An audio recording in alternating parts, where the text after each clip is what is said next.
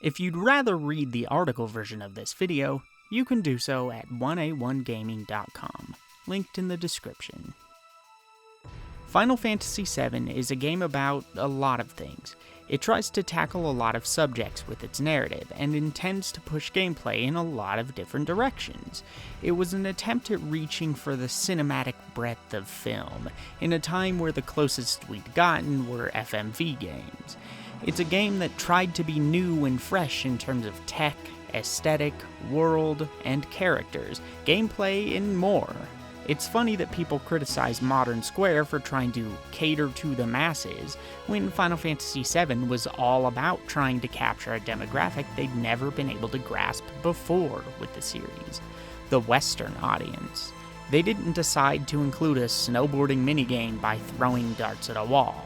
In some ways, time has been incredibly kind to Final Fantasy VII. In others, it has been ruthlessly cruel. So the question I can't help but to ask is whether the game is still worth playing all this time later, despite the risks and choices that have aged the experience. The easiest way to discuss the game is to break it down into two sections: the story and the gameplay. While there's a surprising amount tying the gameplay and story together rather well for a game so old, they're not inseparable. I also won't be discussing everything the game has to offer so much as just the things I really found worth discussing on this latest playthrough, which by now is probably playthrough number 1,074 or so. If you want something that specifically discusses the story and its themes in much greater detail, which through sheer coincidence touches on a lot of the same subjects as I do in really similar ways, check out Games as Literature's literary analysis on the topic, link in the description. One of the things that has always stuck out to me the most about Final Fantasy VII is its focus on identity as a core theme. Everyone needs an identity. We all see ourselves in a certain way and have a vision for ourselves that we hope others see. That identity is shaped by the things we do, the things that we say, and conversely by the things we don't do and don't say. Finding who we are, or maintaining a certain image, can be hard work, even if it's not about vanity. Being someone who others feel is trustworthy or strong or kind takes work, whether you're deceiving your way to that goal or actually working to be that individual. People won't always see you for who you want to be or who you are. Sometimes you won't even be able to see yourself for who you really are. Final Fantasy VII layers many themes and ideas on top of each other, from exploration of spirituality, human impact on the environment, the spiderweb of tensions between modern necessity, frivolity, and sustainability, to economic freedom, economic oppression, the lust for progress, and more. And it does a lot of this with astonishing focus at times, bending everything in to cater to a central idea. For me personally, the core of all of this, though, centers around identity. This wasn't new to the Final Fantasy series, or even to JRPGs in general at the time. But what was fairly new was how vulnerable this particular game made its characters in an attempt to explore this core theme. Everyone on your team puts up a front to varying degrees in Final Fantasy VII. Some just like to play up personality traits that benefit them in the moment. Many of the others are struggling, broken individuals who need to work through their issues. Tifa has plenty of outer strength, but she struggles to speak her mind and find inner strength. The character many people choose to oh so lovingly call a doormat is actually one of the most passionate, driven characters in the game. She's just kind of quiet about it. Tifa abuses her silence to keep close to Cloud, for him and for herself. She has to learn that honesty with herself and with others is important, even if it sometimes means stepping out of her shell to get there. Barrett hides his past failures behind a mask of confident leadership. He justifies putting thousands in danger in an attempt to emotionally justify putting his past mistakes behind him. Marlene is a beacon of hope and a driving force for Barrett, sure. She's the last remnant of a past life he loved and lost. But she's also a shield he holds up whenever similarities are highlighted between what happened in Corel and his actions in Avalanche. He's just doing everything for Marlene, right? Red 13 feels like he has to step up and act like a wizened adult, despite realistically just being a kid. He's willing to even throw away his name to avoid being compared to the father he loathes for seemingly being a coward in a time where bravery was a necessity. He'd rather be known as a lab experiment than his father's son, so he does everything he can to convince those around him that he's ready to take the weight of the world, where his father wasn't. Eris, and yes, I'll be calling her Eris for the rest of this video, because dang it, this is the last time that name will ever really be accepted as correct. Anyway, Eris lusts for freedom. It feels like her whole life is nothing but a means to someone else's end. Life is everything to her, and she really wants to live for herself, so she often undersells or completely hides her importance, anything just to be like everyone else. Kate Sith, or Ket-Shi as it's technically pronounced, Reeve initially pretends to be in support of the group, when in actuality he's a spy for Shinra, and is a core member of Shinra's leadership. However, as things go on, and Shinra reveals itself only to be loyal to power and greed, Reeve swaps this mask for one that deceives his former comrades instead. He's not entirely sure what he believes in a lot of ways, but he's at least certain Shinra doesn't have the answers anymore. Reeve's true self is somewhere between the blue suit he wears and the doll he controls. Yuffie obviously lies to the entire party as well, only to steal all of their materia in an attempt to save her home. She's otherwise honest to a fault, or so it seems, but peel back a few layers and you realize she's not entirely sure whether she believes in the home she fights so hard for. Sure, she values Wu Tai and its customs more than anything, but does that still matter when her father has let it decay into just a mere shadow of what it once was? Sid exhibits genuinely abusive behavior towards those he claims to care for, and blames them for his problems. Instead of wearing a mask like so many of the other characters, Sid is honest about who he is. The problem is the identity he dons isn't a particularly healthy one for himself or others around him. Vincent wears his sins on his sleeve, but what these sins entail, he feels he alone must bear the burden of. His story is probably one of the most integral to the events taking place, and yet he refuses to let the others shoulder some of the weight, his mistakes consuming his being. It's up to Vincent to learn that sometimes action is necessary for redemption. And Cloud is by and large not the person everyone believes him to be. In the beginning, he comes across as a strong but detached and callous individual. His demeanor is one of collected superiority. It's not long before parts of this persona start to melt away, though. But in doing so, they only serve to reveal more horrific layers of mimicry. The real Cloud is in there somewhere, but it's incredibly frightening that he's often not in control. Eventually, it's revealed that Cloud was always desperate for an identity he could call his own. He fights with the other kids because they've chosen an identity for him, one that sees him as an outcast. He eventually takes his fate back into his own hands by deciding to join Shinra with the hopes of one day becoming a member of Soldier. If he can accomplish this and become like the legendary Sephiroth, in Cloud's mind, he'll go from being an outcast to being an icon. He'll stand out because he's special, not because he's different. There's an emphasis on Cloud being a cold mercenary in the first half of Midgar. He's dismissive, has a pretty serious ego, and comes off as self-serving. But after Eris forces him into some uncomfortable situations that tear down those walls, he becomes much more superhero-like. Everyone starts to heavily rely on and respect him, so he warms up in a lot of ways. He turns into a real go-getter. This goes on for a long time, building Cloud up as a pretty standard do-good hero. He's learned what it takes to be the good guy, and now he's acting on it, right? He's finally become the hero he wanted to be. Arc over. Well, not exactly. Cracks in this identity have appeared here and there since the very first bombing mission. It's clear something else is up, but the player doesn't yet recognize just how intertwined these quirks are with his existing personality and transformation. It's not until the end of the Temple of the Ancients where we realize there are some serious issues with this facade.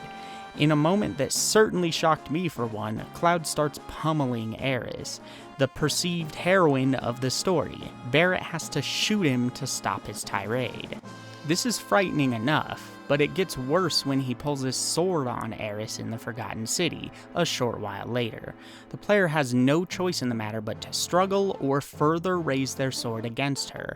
The moment just before Cloud is about to take her life, the other party members bring his mind crashing back to reality, only for one of the most iconic moments in games to take place. Sephiroth kills her anyway. Cloud is distraught by her death. The player should likely feel sympathy for Cloud in that Sephiroth seems to be able to control his actions somehow. Sephiroth seems to be taking everything away from Cloud, and now that his emotional baggage from Aeris' death is part of the equation, Cloud really doesn't feel safe to be around anymore. Even Barrett's attitude is subdued by Cloud's strange behavior.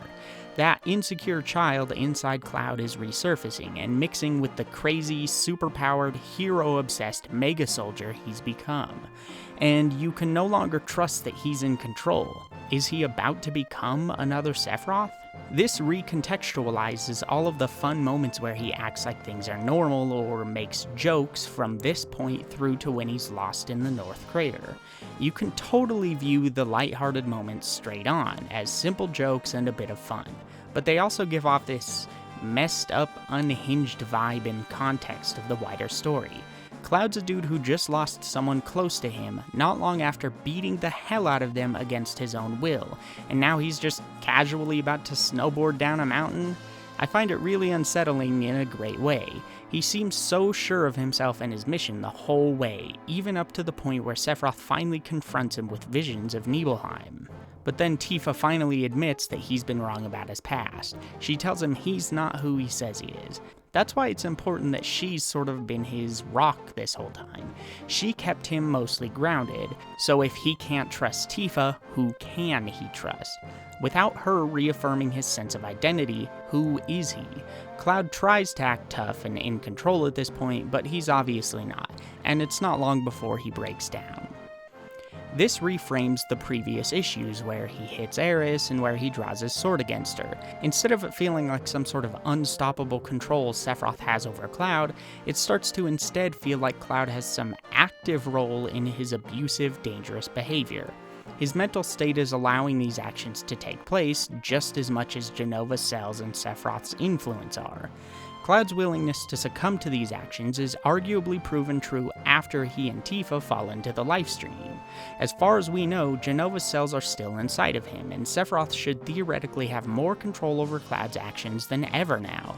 He may have realigned his past properly, but the physical strings Sephiroth can pull still exist, as shown by the fact that Cloud eventually has to finally defeat Sephiroth one-on-one to eject him from his mind.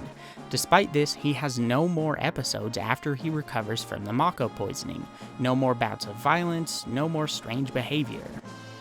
For me, it's really powerful that they seem to place some of the blame on Cloud for his actions in the end. The reason this is important is because it doesn't give him any excuses to wave it all away, so his focus on redemption from that point forward is all the more rewarding. He truly becomes the person he wanted to be, the character he'd even tricked the player into thinking he was. He's still heroic, like before, but he's also kind of a dork now, which is really fun and heartwarming. Pre-Lifestream, Cloud would have never done a claustrophobia dance in a submarine. He would have brushed his bangs and taken control with a witty quip to go along with it. He's now okay with relying on others in a more intimate way than before, but he's also more understanding if they're struggling with their role in the world. This interwoven complexity geared toward tricking the player every step of the way, and still giving Cloud real, serious mistakes he can't easily atone for is what makes him such a great character. This sort of thing is what makes most of the cast so great. It's not uncommon in media for characters to make mistakes that haunt their past or whatever, and then be a part of a story that's all about redeeming themselves from those mistakes. but it's often more powerful when the character is making mistakes during the story instead. Mistakes we witness firsthand, which they have to take the blame for. Mistakes we might even initially be pushed to agree with, like putting people at risk by bombing reactors. Final Fantasy VII tries to make you feel a little bit responsible along the way, because you chose to see the world in less granular detail along with the characters. You saw everything as black and white, good and bad, and didn't reflect on the repercussions of their actions. After all, you're playing as the good guys, right? By the same token, this is what makes Sephiroth such a good villain. Not his actions, but how he speaks to the themes and ideas of the story, as well as how he reflects on our party, in particular, Cloud. Like I said earlier, everything in Final Fantasy VII is built around identities, and the paths we choose to take in response to how the world sees us. As a sort of mirror image of Cloud, Sephiroth also has never really been able to choose his own identity. He's always been seen as special. Once he realizes he was engineered to be that way though, it becomes crystal clear that his fate was never in his own hands, so he latches on to the one thing that he sees as a beacon of true freedom, Jenova. Similar to what Soldier represents for Cloud, Jenova represents a way for Sephiroth to control the narrative around his life and identity. With her help, he'll become far more special than anyone would have dreamt. He'll become one with the thing that once nearly brought about a planet-wide mass extinction event, and achieve what she failed to do. Sephiroth represents the alternative path that Cloud could take. Once Cloud and Zack become Hojo's experiments, they're really no different from Sephiroth. They're massively powerful super soldiers with the genetic material of a monster hiding inside. It would be easy for Cloud to betray humanity, lash out, and punish them for their sins, but it's his choices that make him different from Sephiroth. He chooses the path that Zack took instead, to help and care for those around him, with Sephiroth's betrayal during the Nibelheim incident cementing them as opposites. Rather than forcing others to accept him how he demands to be accepted, Cloud ultimately tries to convince them that he's worth more than they initially might have thought, and leaves the final decision up to them. That being said, the road to his true identity is a complex and difficult one. There are a multitude of factors that push Cloud in the wrong direction along the way. His fears of who he really is cause him to initially hijack Zack's personality, almost as if he hopes by simply becoming Zack, he'll instantly earn the respect and love he desires.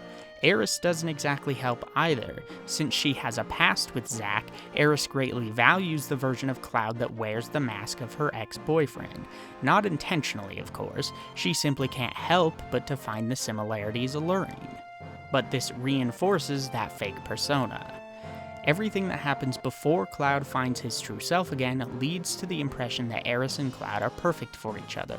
Cait Sith even says it in his last fortune in the Temple of the Ancients, and remarks about how Tifa will be upset by this fact.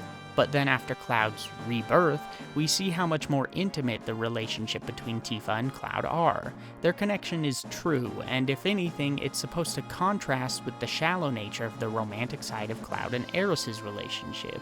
It's a major part of Tifa's arc that she finds the strength to bring the real Cloud back, and it's a major part of his arc that he lets her do so. The game even directly illustrates the relationship beats between Aeris, Tifa, and Cloud through the events of the story itself. Tifa is intentionally trying to keep Cloud close at the beginning, to learn what's really going on with him, and why he knows things he shouldn't. So naturally, whose lap does he fall into as soon as she loses him? Aeris. She then pulls him in a different direction, reinforcing his current fake persona. During Disc 2, when Cloud is lost, you play as Tifa until you find him, which in a way is a physical manifestation of the fact that she genuinely feels like the true Cloud may be lost forever. But when she finds him, she kind of realizes that without Cloud, she's lost a vital part of herself. For me, that makes the relationship moments between Cloud and Tifa much more sincere. The one truly quiet, beautiful moment Cloud gets with Aeris during the gondola ride, if she ends up being your date, is slathered in an inescapable awkwardness because Cloud largely refuses to say or do anything the whole time. He's awkward and stiff, which he most certainly is not when Tifa and him interact once he's back to himself. The relationship feels mutual with Tifa, where it feels one-sided and fake with Aeris. Moving to some other scenes, my favorite scene in the game involves Barret, who's one of my favorite characters in the series. I mean, firstly, I love the fact that he's pretty ahead of his time for being a Japanese-designed black male character whose core arc is about his dedication to an adopted daughter. Even today, it's not uncommon for Western media to treat a lot of black men like thugs that can't even take care of their own children. And Japanese media can still rely extremely heavily on pretty offensive stereotypes. And yet, in spite of the Mr. T aesthetic, Barret's still what I would call a rather nuanced and respectful, forward-thinking character. The scene with him that really hits me hard is his scene in Corral Prison, when he confronts Dyne. I don't have kids, I've never been married, I've never had my entire town burnt down by a corporation and been blamed for it by the survivors, but it's so easy to empathize with Barret and Dyne here. Well, earlier I mentioned that Barret uses Marlene as a shield against criticism for the choices he makes in Avalanche.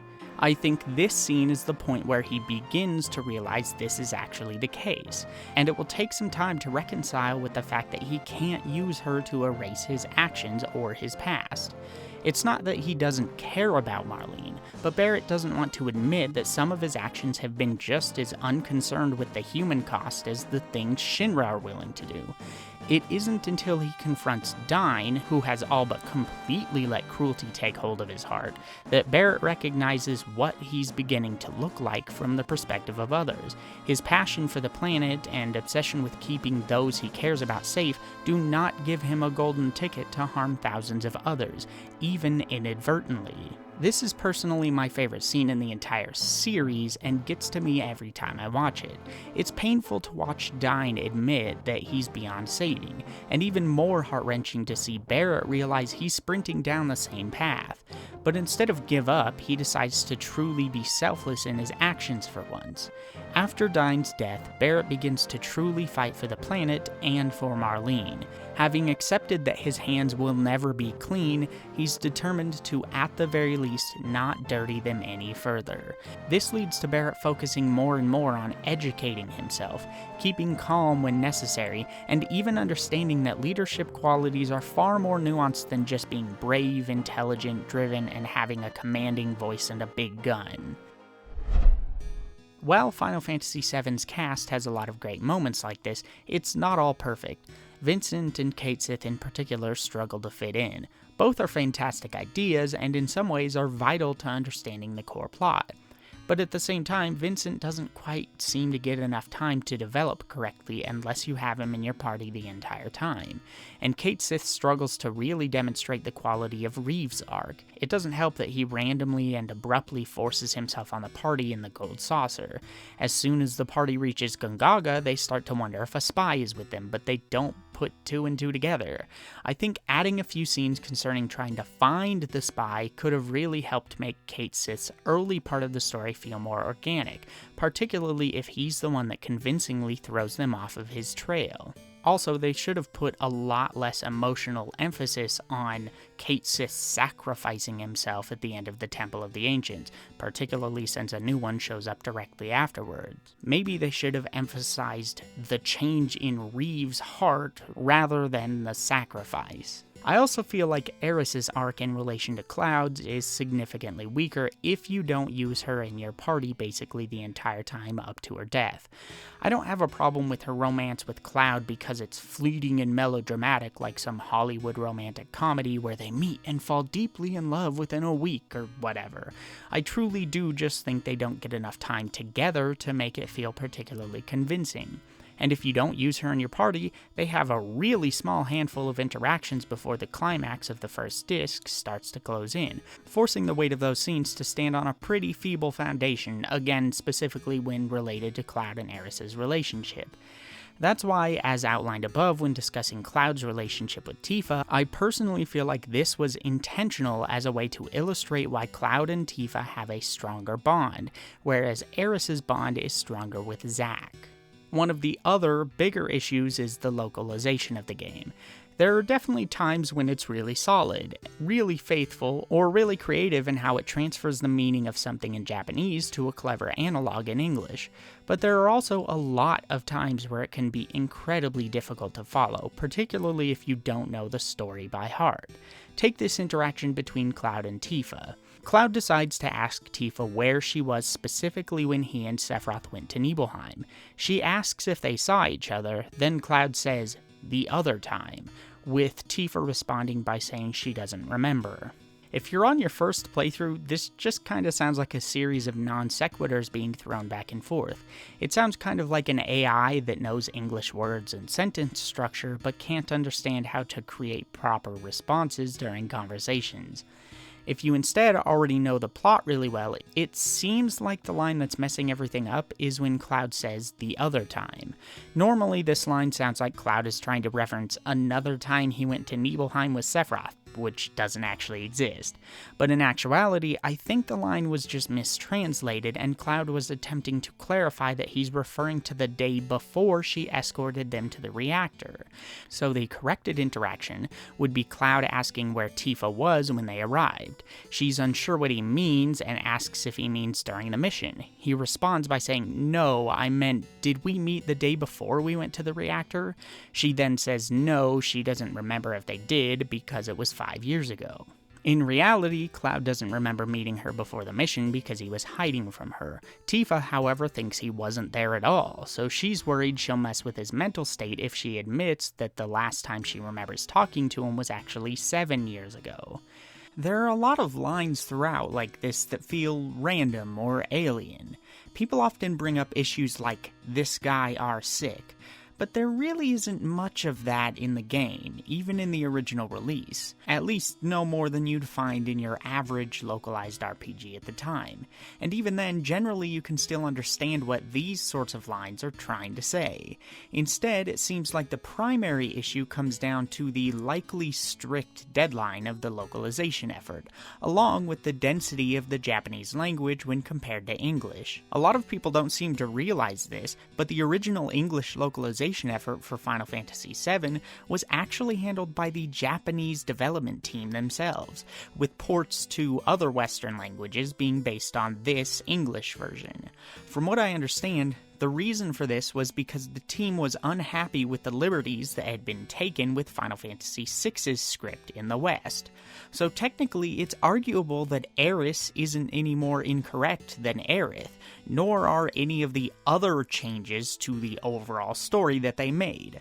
But this also paints a clear picture of why some translations feel awkward, out of place, or even nonsensical, because all, or at least most of this, was coming from a Japanese point of view, trying to make it sound Western. This kind of speaks to a wider gamut of pacing issues with the game. They're not necessarily serious pacing issues, though they can affect the experience. As a small and isolated example, look at the village under Junon proper. The only meaningful thing to do there is to start talking to some random little girl. When you do, she believes you're Shinra, gets attacked by a random boss, you beat the boss, and then you perform CPR to help her. This feels abrupt and doesn't really seem to serve any purpose aside from giving you a boss to fight since you haven't fought one for a while, which leads to a really strange alternative way up to Junon. I don't think this chain of events itself is bad so much as there's no real lead up to it.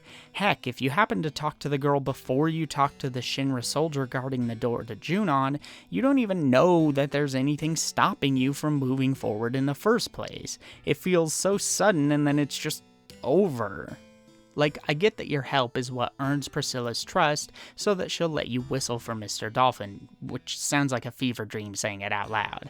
And it's supposed to further dig in your hatred for Shinra, since they've polluted the water here to the point that no fish live in this once fishing town, except for Mr. Dolphin somehow.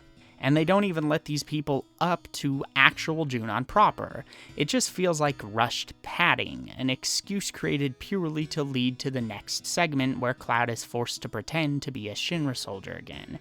They really should have presented the problem of getting past the elevator more clearly, and maybe had you meet Priscilla first before you talk to her by the water. Actually, how much better would it have been if the rehearsals for the parade above were already taking place, and you had the choice of earning the trust of Priscilla and Mr. Dolphin by beating the boss, paying the elevator guard a large sum of money to go up, or sneaking past him somehow. In the bribery solution, the guard forces you to go up one at a time so that it doesn't look suspicious, meaning Cloud can still be mistaken for a soldier and be pulled away. And in the option where you sneak by, you'd be forced to do it one at a time as well. All of this could lead to the same conclusion that we normally get, but make this area feel less anemic and rushed. The same can be said for more major things, like the characterization of President Shinra. He really deserved more time in the spotlight to contrast him properly with Rufus. They more or less run the company the same way, despite Rufus saying that his father ran the company with wealth, and he plans to run it with fear. Was collapsing the plate on Sector 7 not an example of creating fear of Avalanche so that people would submit to Shinra's false benevolence? There's also little reason given for why we go after the huge materia on Disc 2. The game argues that we don't want Shinra to have it and mentions that it interacts with our normal materia in a positive way, but it doesn't really explain why that's so important. For all we know, Shinra's plan to use all of these huge materia to blow up Meteor could even succeed if we just let them try. So in a way, it makes our actions on Disc 2 feel strangely self-serving and reckless. Still, there are a lot of other minor details that I love, which I kind of want to discuss really quickly. Firstly, I want to point out that while Aeris' death gets a lot of praise, and for good reason, I'd argue the loss of Cloud in the North Crater was equally shocking, specifically because the game took Aeris away from us after trying so much harder than the previous games to characterize her as a person. Players were likely left asking, why wouldn't the game also take away your lead character forever? It feels like it was entirely possible for the game to try and pull some Romeo and Juliet shenanigans, killing Cloud as well. I also like that the game tends to lead ahead when it comes to future events. It plants seeds in a sense, like by quietly moving the canon from Junon to have the characters briefly notice something is different when heading for the underwater reactor, or by mentioning that Shinra is after huge materia for a different purpose, even as early as your first visit to Gungaga. There are tons of little things mentioned and shown in passing, kind of like a good book, which then come back to play a larger role in later events. The cinematography in Final Fantasy VII is largely fantastic as well, and is worlds ahead of what was offered in most other games, whether we're talking about in-battle animations or the actual CG cutscenes. Heck, even the puppeteering of the field models is surprisingly expressive, despite the models resembling Lego characters. Honestly, turn the game on and really pay attention to some of the camera work or animation. Notice the fantastic camera angles chosen when Barrett uses satellite beam. Or what about this shot during the escape from Midgar? The animation, pacing, and camera work here is top-notch. Or take this scene during Diamond Weapon's attack, where they had the foresight to use advanced techniques such as depth of field. This wasn't a team of Pixar animators with Disney money. These were people doing a lot of this stuff for the first time. It was for a video game in a genre nobody outside of Japan really even played at the time. Square games did not sell like Nintendo games. There's a reason for this game's anomalous success, and it's largely down to the fact that they convinced people they were playing something with movie levels of polish and presentation. I like a lot of the other little touches as well, which add a lot of heart to the game. Everyone, of course, loves the fact that Cloud twirls around on stage during the play because it's hilariously adorable. But did you ever notice that when the dragon flies off the top of the screen, you can still see his legs hanging up there? It's both a nice little joke and also kind of rounds out the theater vibe, since when watching a play, particularly an amateur one, it's abundantly clear that effects are effects and you're watching things happen on a stage. Immersion in a play comes from the value derived from the work, and I like that this kind of is a little nod to that fact. It's also interesting that the game doesn't really have any empires or nations either. It's just a bunch of towns and cultures strewn across the world, which are all in some way tied to Shinra. It solidifies the sort of Shinra versus the world angle now that Wutai is no longer at war with them. I like that it's different from your usual RPG in that way, since the vast majority of JRPGs have at least some focus on nations at war. Closing the game on the opening shot of Eris is brilliant too. It makes us assume that Meteor was stopped, but doesn't spell it out. It fits with the slightly melancholic message of, whether we like it or not, this planet will die eventually, the game paints, while still providing a ray of hope for those that choose to live on in the moment. It also works well in a practical sense with the fact that Final Fantasy VII is a game that doesn't include voice acting. They could have included a ton of dialogue to wrap things up in the end, but as the game already illustrates, doing that during the CG cutscenes isn't the greatest idea. But having in-game scenes with text boxes after such bombastic CG would have also felt anticlimactic, as would the characters randomly having voice acting at the end. So instead, they put all of their emphasis on the visuals themselves and shaped a well-designed scene and let that do most of the talking. Then finally, the post-credits scene confirms that the planet is still flourishing hundreds of years later. This gives us an actually fulfilling, happy ending for our party, but still leaves us with interesting questions about the fate of humans and the direction they took after Meteor. The planet is still lush, and Red and his kids are alive and well. You can also hear laughter from children, implying humans are still alive too, but maybe that they no longer abuse the planet. This ending scene with Red 13 is tying up the core themes. Midgar is a symbol of oppression, excess, and abuse of the planet. In a sense, Midgar is the old identity of humanity and the planet. A lot of people think that because Midgar is now overgrown and seemingly deserted, humanity must have gone extinct. They take the way the laughter of the children is presented to be a passing memory of those that once were, and despite its flaws, the happiness humanity could create while it lasted. But I don't really think that's the case. Even if Midgar was still able to sustain life for a long period of time, which I don't think it could easily do without Mako energy, a lot of the people there would still be forced to live in the slums due to space concerns. Why repeat that class system in an entirely new world? So to me, it seems like the ending is instead trying to imply that the entirety of the population of Midgar simply left it as a monument to their failures and moved on somewhere else in the intervening 500 years. The entire United States is only half that age, so it's pretty believable that people moved on to build other towns and eventually nobody lives in Midgar any longer. Instead, it sits as a reminder of the sins of humanity, which is no longer willing to sustain the infrastructure that led to those sins. Nature taking Midgar back and embracing it despite its failures is a strong metaphor for the idea that the planet is finally able to reclaim what Shinra, Genova, and Sephiroth stole, and that humanity has learned its lesson. Humanity was worth saving. So, the gameplay then. Final Fantasy VII isn't just lauded for its story, characters, and world building, but also for its interpretation of the turn-based active-time battle system that started back with Final Fantasy IV. There are a fair few ideas taken from Final Fantasy VI, which are then explored in new ways, like limit breaks or the further de-emphasis on preset roles in exchange for characters that are more malleable. Equipment is simplified this time, with only a weapon, an armor piece, and an accessory, which does a great job of focusing the often needlessly complex equipment systems in previous titles. And while it's only a baby step in the right direction, for once, select pieces of equipment can maintain some semblance of usefulness long after obtained. This is due to the biggest and arguably strongest addition to the game, Materia. In-universe, materia is made up of the planet's life energy, which has condensed into a solid form you can carry around. Materia harbors the knowledge of generations past, including the Cetra, which knew how to use magic. This means when using materia, anyone can cast magic if they have access to enough magic power. As you use materia, it grows stronger, allowing for more powerful magic, or more uses of its effects in a single battle.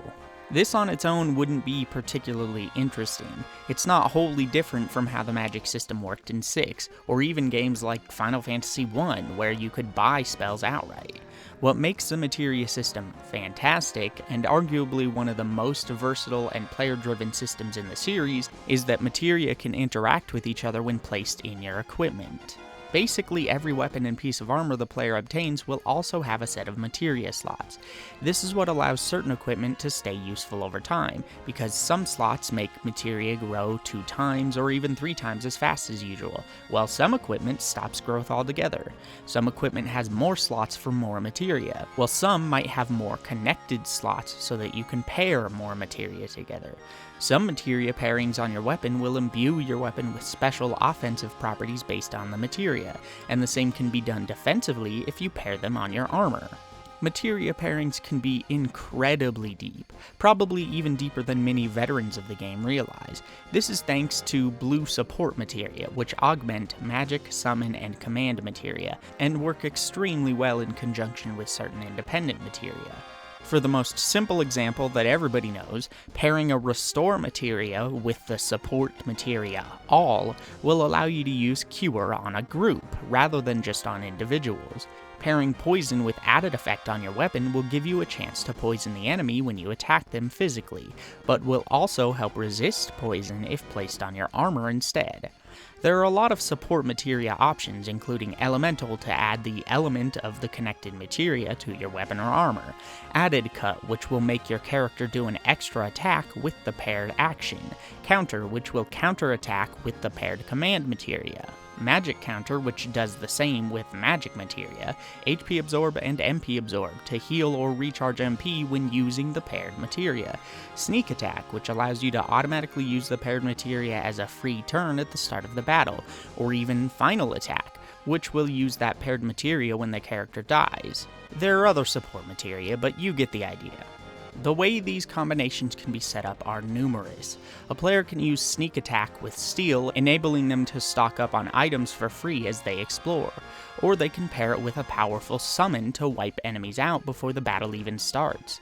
They can pair final attack with Phoenix, which will damage the enemy while also reviving any currently KO'd party members to full health. They can also do stupid stuff if they're not careful, like pairing added cut with restore, meaning whenever they heal a target, they'll then attack that target, though even this has its use against undead enemies, as rare as those are, because they take damage from normal hits and restorative spells. It's not just limited to basic spell materia either.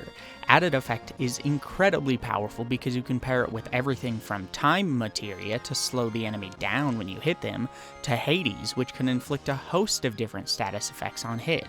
And again, you can reverse this to protect against these effects by placing the same combination on your armor instead. But that's just the start. The system already has a lot of depth as it is. What pushes it far over the edge is the knowledge that each turn a character is involved in, the game checks over their entire set of materia in a set order for any valid combinations to use. It will also check for every party member involved in the turn, from the top slot in the menu down to the bottom. What this means is that the order of your setup matters, and if you double up on certain materia in the right way, you can pair them with multiple support materia to get multiple effects at once. You can, for example, put the cover materia on to make your character take an attack for an ally. Then you can set them to counter that attack with a spell like Fire, 4 times in a row by combining the fire materia with magic counter in one pair of slots, and then another fire materia with quadra magic in another pair of slots. If the character in the slot below also has counter paired with mime, and they got hit from the same attack, this will then repeat the same set of 4 fire spells without using any of their MP. There are even pairings that work in conjunction with equipment, like for example Tifa's God Hand weapon is more or less guaranteed to be perfectly accurate with every attack. If you pair counter with Death Blow, which is a materia that either does a critical hit or misses, while she's using this weapon, she'll always counter attacks with a guaranteed critical hit, and you can use this as a replacement for your normal attack command to get the same effect on every turn.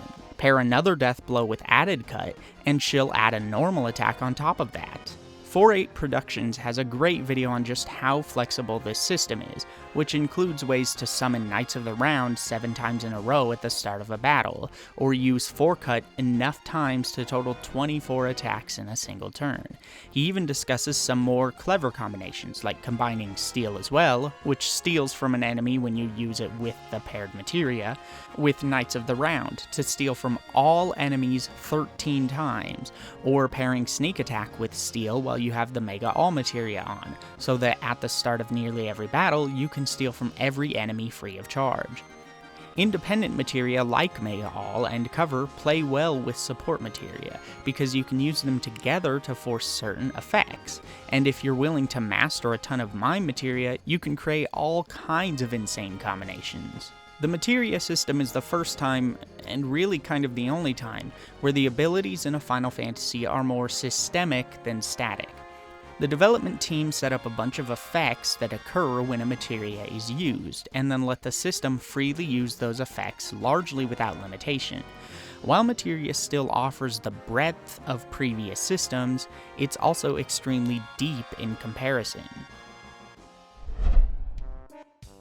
It's a shame, then, that the game itself doesn't adequately test the flexibility of materia, nor the player in charge of using them. Part of the problem is that many of the interesting materia combinations are difficult or impossible to obtain until the end of the game. What's more, to get some of the most interesting combinations requires grinding for multiple copies of certain materia, which is super time-consuming. But the biggest issue is simply that the game isn't really demanding and never really pushes complex use of, or even hardly any use of, the materia system.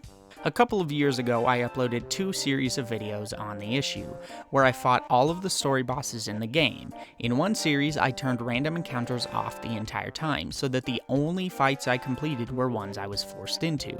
In the other, I kept random battles on, but never grinded and never ran from any of them. I also only used the attack command, including limits and cure magic, with the rare item like an antidote or a phoenix down. What this proved without a shadow of a doubt is that without the need to grind, it's genuinely not challenging to get through the entirety of Final Fantasy VII without using any of your options other than attack and cure. It's not really demanding at all, nor is it extremely time-consuming. In many instances, it can be even quicker than using your other options because you're not sitting through extended casting or summon animations. You can find these videos in a playlist on my channel if you're interested in checking them out. Now, this isn't exactly abnormal for the series or the genre, but for me, it's a particular shame here because Final Fantasy VII systems are so fantastically deep.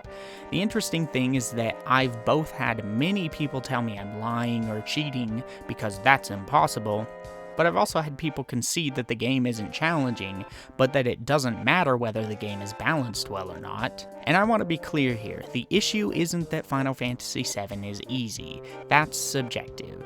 The issue is that it doesn't adequately test the systems at play, and give players meaningful, intrinsic reasons to explore said systems. I suppose we should quickly define what an intrinsic reward is versus an extrinsic reward. An intrinsic reward would be one that gives you a tangible benefit in the game itself. So for example, if defeating enemies quicker or while using a specific spell gave you more experience and more AP for that materia, that would be an intrinsic incentive with an intrinsic reward. Overkilling enemies in Final Fantasy X is an example of an intrinsic reward. An extrinsic reward is one that isn't designed directly into the systems of the game, and instead relies on the subjective preferences of the player.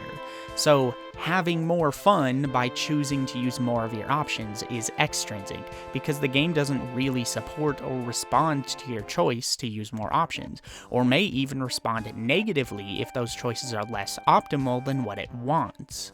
What's more, not everyone is going to find arbitrarily using more options more fun, limiting its value to the individual. There is a gray area here to some extent, where things have to be evaluated on a more granular level. For example, in Devil May Cry 3, technically getting more red orbs for being more stylish is intrinsic, However, by the end of a first playthrough, most players will have gotten nearly enough red orbs to max out most of their options without being super stylish.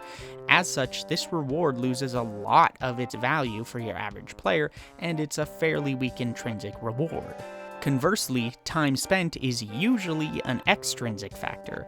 Unless time is used by some other system to confer value to the player's actions, like in a Sonic game where beating the level in less time can earn you more points and therefore extra lives or continues, it has no objective impact on the universal mechanical experience. However, if a developer designs a boss to intentionally take an eternity unless you're using a varied set of options, while not every player is going to care on a personal level, an argument can be made that this is still an intrinsic factor, because the battle is designed to be extraordinarily slow, bland, and potentially even dangerous if you try to ignore the design intent. And the longer it takes and more challenging it is in relation to the time and effort one would spend using other tactics, the stronger that argument gets. Final Fantasy VII doesn't intrinsically reward beating battles faster, or with more variety in your choices, or with more flair. It doesn't reward taking less turns or using unorthodox materia combinations. There is no intrinsic incentive to play beyond the strategy that takes the least effort for the most reward. And that strategy would be mashing attack and using cure spells when necessary. Why waste a third of your MP on a summon when attacking twice can do the same amount of damage in roughly the same amount of time, and free that MP up for an extra dozen cure spells? Why use fire on a random enemy weak to fire if it does 4 times the damage necessary to kill them, and an attack or two will do the same thing for no extra cost? Not that options like summons are engaging anyway, since they more or less all just amount to an attack that hits all enemies at once. The spectacle was fantastic at the time, but mechanically they're shallow, and they've always been shallow in this game. The strategy in using most of them aside from Hades amounts to spamming them at the beginning of the battle to get a head start, and even then, simply combining Hades with added effect will give you a lot of his specific benefits for no MP cost. Most enemies in Final Fantasy VII do such little damage that the extra damage you'll sometimes take by just mashing attack is basically not even a factor, particularly considering the extra MP you'll have for healing because you're not using spells or summons. And when an enemy is a real threat, sitting in the back row using the long-range materia or long-range weapons in conjunction with sadness will more than trivialize basically every enemy. You honestly don't even need to do that either, since keeping your party in the front and using Fury can ensure that you're getting your limit so often that you decimate everything before they get much of a chance to do anything.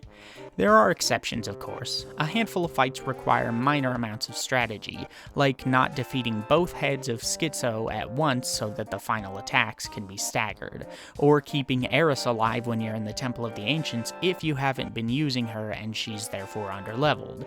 Battles with a bit of randomness involved also tend to keep things at least mildly interesting.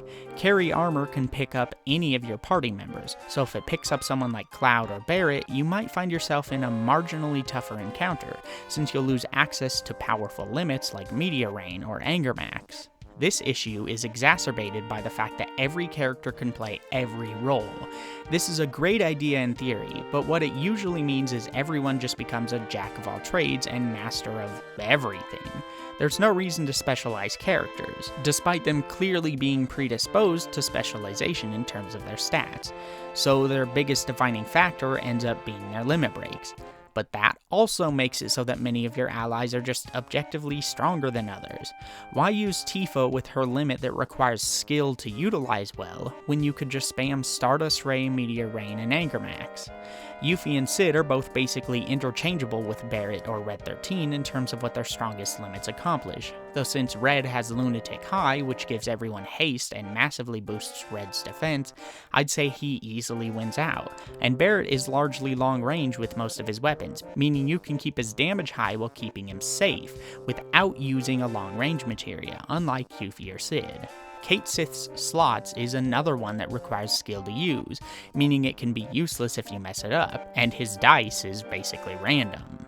and Vincent's limits attacks are a randomized mess that are often more detrimental than beneficial. He literally loses the ability to attack once his limit is full. You have to transform or not attack, unless you're using the Sniper CR or Long Barrel R with Death Blow, since similar to Tifa's God Hand, these have max accuracy. His limits can get in the way of attempts to steal or morph if you've already activated them during the battle, and many of the attacks they offer can even heal some bosses, and you have no option to stop him without simply killing him. Eris is the only one for which an argument can be made that stands out with her limits. They're all focused on healing, buffing, and debuffing instead of damage, but remember that she dies at the end of the first disc, taking your access to her limits away just halfway through the game. But even if you wanted to use her for her limits anyway, half of the limits of every character require killing enemies to unlock, which she's terrible at. This means it's extra cumbersome to try and gain all of her limits, and you won't gain access to too many of them without grinding. This also bleeds into the relationship pacing issues with her, because there's not much mechanical reason to have her in your party, but her relationship with Cloud feels a bit rushed if you don't. The interesting thing is that she kind of highlights a solution to this problem with her pitiful HP and attack stats. You'd never really notice if the game didn't tell you, but Materia actually raises and lowers stats when you equip them. The problem is, this has basically no impact on the gameplay whatsoever, outside of the realistically minor changes to max HP and MP. But what if it did have an impact? What if stacking yourself mindlessly with tons of summons and magic materia could make characters like Cloud and Barret as physically weak as Eris? If there was more of a statistical push and pull with materia, and enemy resistances and weaknesses played a bigger role, the game could heavily incentivize players to craft their own jobs for characters using materia. It would effectively be an evolution of what Final Fantasy V does, except instead of having tons of preset jobs to explore and learn abilities from, you'd be able to craft your own jobs from scratch. Materia like Death Blow could greatly raise your strength or critical hit chance, while making your magic plummet. Or Steel could raise your dexterity while lowering your defense. Or it could even do something unique, like make enemies target that character less often, as if they're good at making themselves look non-threatening or something. Unfortunately, hypotheticals are just that. Hypotheticals. However, I do know of two ways you as the player can fix the game's balance to some degree today, right now, but they both come with caveats. The first is to get the modern port on one of the consoles and then play through the game with the no random encounters toggle on the whole time, as I mentioned before.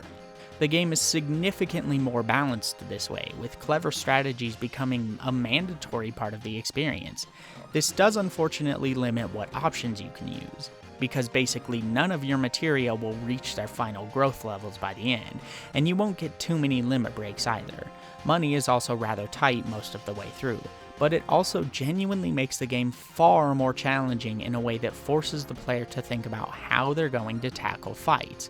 Surprisingly, you get to around level 45 by the end, just by doing forced fights in some optional sections like the Wutai side quest or the Gelnika fight with the Turks. It works genuinely well as long as you really flex the muscles of the systems and the items on offer. The other option is the new threat mod on PC. The biggest hurdle here is that you have to own the game on PC, with hardware that can run it, and deal with modifying the game. Not necessarily difficult, and it recently became even easier now that Seventh Heaven got an overhaul, but it can still come with some rather obnoxious quirks depending on the setup you want to use. That being said, if you like Final Fantasy VII at all, play New Threat.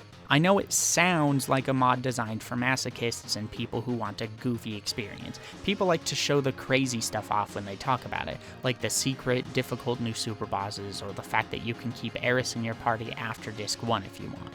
They bring up how it has been rebalanced to be more challenging, but they don't often seem to discuss exactly what that entails. And that's sad because this is not a Kaizo-style difficulty mod. It's not about punishing players. It's about exercising the depth of the mechanics. It is certainly something for returning players rather than those new to the game, but that's more so because it's difficult to appreciate the granularity of the changes, mechanical or otherwise, without having played the original.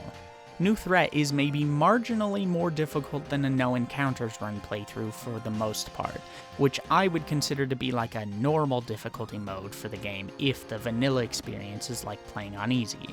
It doesn't get anywhere near as difficult as things like the HP-MP swap runs you can do, or anything like that. I wouldn't even say New Threat is as difficult as something like a modern Persona game on the normal difficulty. It's designed to push the mechanics, not make you pull your hair out, and that's wonderful. So what does New Threat do? New Threat adds scenes, tweaks dialogue, adds fights, changes AI patterns, balances stats, changes items and materia locations, the effects of materia and limits are changed, it adds unique innate abilities for each character, changes steals and morphs, and much, much more. The game goes from being just another poorly balanced breeze for anyone who is even marginally familiar with JRPGs, to being a genuine challenge. Not to the point that you're always on the brink of death or that it feels cheap. Instead, it's challenging in a way that asks the player to think about their setups and use a wide variety of their materia, equipment, and strategies in general. That's the most important thing with balancing a game like this, because challenge can be tweaked to suit multiple skill levels from there, particularly with New Threat's arranged mode. It also made me question if maybe a part of the issue with many of the other Final Fantasy games, including vanilla FF7, is simply that they dole out their abilities incorrectly. You nearly always get haste or protect, and a lot of your other options around the same time in each game, and a lot of these abilities are given to you late enough that people have grown accustomed to just using basic attacks, restoratives, elemental spells, summons, etc. They get the more eccentric abilities like regen or slow and what have you late enough that the game can't really be designed around providing strategies for both using and not using these options. In Final Fantasy VII, who knows whether the player is even close to leveling up half of these materia? They might have never touched them. That means even the most complex fights in the series usually focus on things that are obvious, like using fire against things that are weak to fire. New Threat gives you most of these non-offensive abilities really early, and then massively remixes the abilities, strats, and materia slots on your equipment. This forces the player to strategize around creating builds that aren't bloated with unnecessary options. You have to decide whether you want to equip things that reinforce certain stats, gain more AP, have more materia slots, or have more connected slots. It also gives you some of the more creatively useful independent and support materia more quickly. You can get 2 elemental materia rather swiftly, which then adds yet another layer where you can suddenly choose to focus on beefing up your attack command with that element, or casting that spell. And because of the way MP is set up, that's actually a real legit choice you have to make. New Threat further allows you to make your party your own, and the bosses and mobs can be designed around these options as part of a more complex strategy, since it all but completely guarantees that you'll have access to all of these options, but it never feels like a puzzle with a single solution either. For example, thanks to some good strategy, I ended up being able to morph the Demon Wall boss, both of them, which gave me access to 2 accessories that raise my luck by 100, but made it so that when equipped, the character couldn't gain buffs like Barrier or Magic Barrier, so they took a lot more damage than anybody who did have Barrier on. I equipped these to Tifa and Barret, meaning they nearly always got critical hits when they attacked, but they took way more damage than Cloud, so Cloud kind of became my dedicated healer. I also loved a specific weapon for Barret that didn't have the best attack stat, but ignored defenses, which played extremely well into the sources I'd been giving him through the new source level guy. Other changes, like the innate traits each character has, only further add to the depth, making this feel like a new game, almost like the Final Fantasy VII I always wanted the game to be. Probably my biggest issue with New Threat comes down to how many enemies love to heal themselves. It's not a bad thing on its own. The problem is that you get the morph materia incredibly early, and you're intended to experiment with it, but it can be torturous to morph a lot of the enemies to see what they have, because they always tend to heal just out of morph range at the worst times. It kind of reminds me of the arduous task of stealing in Final Fantasy IX, and I wish maybe morph did like half normal attack damage instead of 1/8, or maybe it could have been made so that Yuffie's weapons all do normal damage with morph like the Conformer does. Or what about just making it so that you can see what items you can morph from an enemy when you sense them? That way you can choose then and there if you want to spend the time trying. New Threat fixes a lot of minor things with the story too.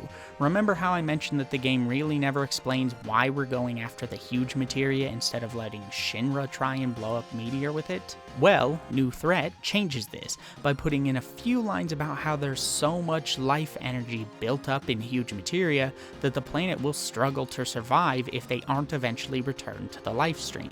So while yes, Shinra's plan could maybe work to destroy Meteor, in New Threat it would also doom the planet in the long term.